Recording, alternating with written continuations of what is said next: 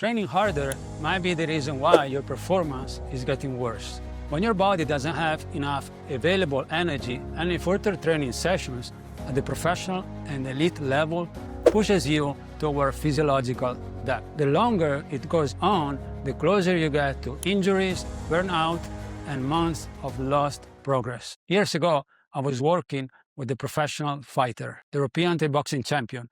He was at the peak of his career. On paper, everything looked perfect. He tracked his nutrition, was sleeping every hour, every night, and the coaches controlled the training load. However, over the months, he felt progressively and slowly worse and worse.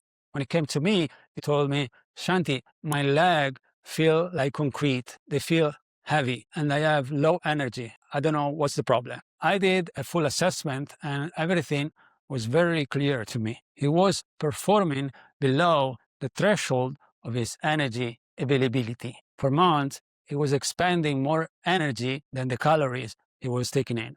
His body was underperforming. When you are in that state, performance becomes a second priority. Survival for your body is the first priority. Everything starts to slow down. Your body has to adapt with a lower energy intake. The energy availability wasn't particularly low, but it was low enough to becoming a problem. Every training session, it was costing him more than was putting him. His coaches thought he was overtraining, while his family thought he was just burned out. The real problem was that he was underfueled. That pattern of doing everything right on the surface while the foundation are off, it's very prevalent in professional sports. I'm Shanti Coro, sports dietitian, originally from Italy. For over 20 years, I have coached professional and elite athletes to elevate performance, enhance recovery, reduce injury risk, improve health, and extend career longevity through sport nutrition strategies, supplementation, smart lifestyle choices, and having a vision. In this video, I will teach you 3 very important lessons. In these 3 lessons, I will explain you why you might feel flat even if on paper you're doing everything right, everything perfect. Lesson number 1, energy availability, why it is important and the difference with total calories. Lesson number 2, sleep, not only quantity, but also quality and the important routines you must have to optimize your sleep. Lesson number 3, micronutrient status, how hidden micronutrients can affect your performance, recovery, even when your sport nutrition is perfect on paper. If you're a professional or elite athlete that is doing everything perfect and still your training is flat, this video is for you.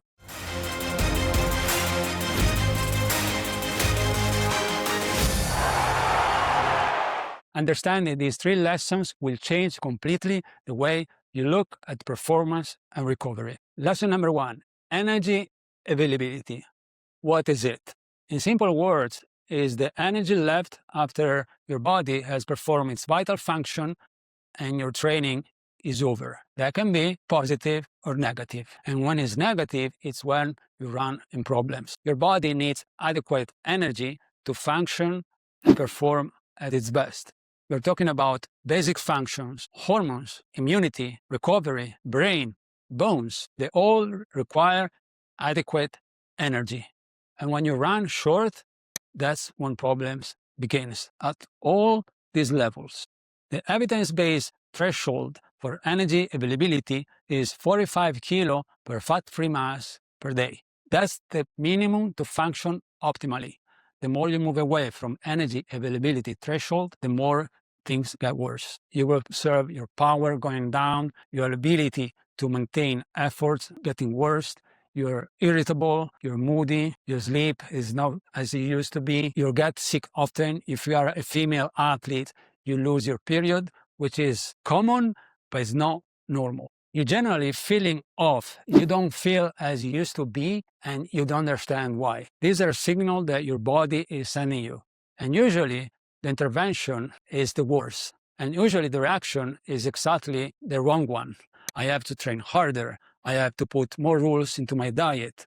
I have to go to bed earlier, or whatever it might be. And most athletes, instead of looking where the problem is, they push through, they toughen up. Yes, pay attention to your calorie, but also the amount of calorie compared to the training volume and intensity. This is not the time to try low-carb experiments. Simple carbohydrates are your best friends. If you want to learn more about the Mediterranean diet or incorporate elements of it in your sports nutrition program, download from my website the free ebook, The Mediterranean Diet for Professional Athletes. You'll find the link in the description below. Lesson number 2, let's talk about sleep. Most athletes have fragmented sleep because of traveling, don't sleep enough, and as a consequence, quantity and quality is off. While you might doing that, there is someone that compete against you that instead is taking care of this important aspect and taking advantage. Sleep is not just waking up rested. It's a performance tool, and as a performance variable must be treated. When your sleep is off, you start to developing symptoms that affect your performance and recovery. You're irritable, moody, you have headaches, no desire to train. When you train, you don't push hard, it might take longer to recover, get sick often, and many other symptoms. Most athletes would treat this as a training problem. The hours you spend in bed does not equal quality sleep. You may stay in bed, you may sleep for 8 hours, but wake up tired. That means the quantity is there, but not the quality. Let's look at what is destroying the quality of your sleep. Because you might have the best intention, going to sleep at a certain time, sleeping 8 hours, but still your sleep quality is not good. Number 1 is alcohol, especially in the evening. Even 1-2 glasses will reduce REM sleep. Number 2 is high intensity sessions late in the evening. When you train hard in the evening, your stress hormone cortisol raise as well as your body core temperature, which is a good thing during the day, but it's not in the evening. Your body feel awake, not in the mood to sleep. Number 3 is bright light and brain stimulation in the evening. The brain doesn't know when it's day and when it's night.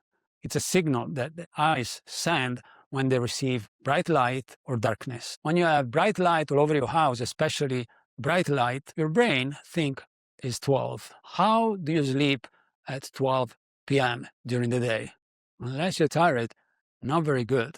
And that's why you go to sleep 8 hours, and you wake up completely off. It's not only the bright light, it's also the phone. It's right in front of your face, close to your eyes, but it's not only that. It's that you scroll social media, information, and you stimulate your brain activity. These are not behaviors for good quality sleep. Your eyes receive will dictate to your brain what time you're going to feel sleepy. If you combine all these elements with the active life of a professional athlete, you may understand why you might sleep enough hours or not, and despite wake up tired and you're not taking advantage of sleep as a performance tool. So, natural question, what do I do? Well, it's simple. You get those information and you do exactly the opposite. First, you pick up a time where you go to sleep and naturally wake up. You enter in the mode of developing a habit and your body naturally gets sleepy when that time comes. Second, get outside when you wake up. Take a 15-20 minutes walk. This will tell to your body you're awake, it's time to move, and you set your internal body clock. Third, create a wind down routine. Low light, an hour at least before going to bed. Get away from your phone. Do something else. You can do breath work, light stretching, a warm bath, whatever you like that is teaching to your body to slow down and to enter into sleeping mode. Fourth, keep your bedroom cool. For most people, 18 to 20 degrees Celsius works perfectly. And finally, if your schedule allows it, take a power nap of 20-30 minutes in the afternoon. Sleep is a performance variable. Treat as it is. Lesson 3, micronutrient status. You may have a balanced diet and still be deficient in certain micronutrients. This has nothing to do with your diet, but with your training and lifestyle. Medications commonly abused in professional sport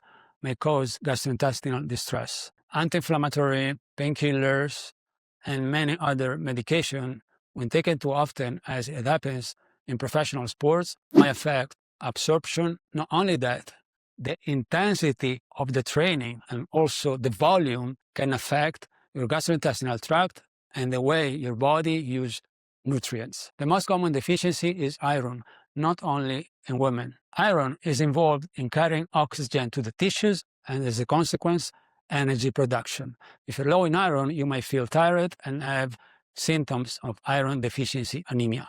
There are many forms of anemia, iron, B12, folate, that a doctor can recognize and diagnose. I'm not saying that every training block you have to run a full panel for anemia, but it's something that you want to consider, especially if you're a woman, but not only. Other nutrients such as vitamin B12, magnesium, and zinc. They play an important role in muscle and nerve function, red blood cells, and immunity. The message is not to start to taking more supplement or that necessary macronutrient deficiency is because we are more fatigued, your endurance starts to slow down, but it can be a constraint that is important to take into consideration. Sometimes a hidden macronutrient deficiency can be the reason that is important to take into consideration. If your training starts to feel flat, be sure that often the solution is not training harder or take more supplements. The solution is to look at the constraints that generally you never look. Today, you have learned 3 important lessons. Lesson number 1, energy availability. Not only counting calories, but making sure that energy availability match your training load and intensity. Lesson number 2, not only quantity, but also quality and routines that enhance your sleep. Lesson number 3, micronutrients. Something that is important to take into considerations because prescribed and over-the-counter medications, stress level, intensity, length, and the life of a professional athlete itself can compromise gastrointestinal function and the availability of certain micronutrients. Sometimes performance problems are linked to nutritional deficiency that no food log can detect. If you will apply these 3 lessons consistently, you will see your performance, recovery, and overall well-being improving. I'm answering one of the common questions I get from the professional and elite athletes I work with, and is one that is becoming increasingly relevant in professional sports today. Do genetic nutrition tests really work for athletes? It's a topic surrounded by curiosity, bold promises, and a lot of confusion. In the next video, I will give you my honest, evidence-based answer. What these tests can tell us and cannot, where their limits are, and whether they truly have practical value for athletic performance. I will see you in the next video. Ciao!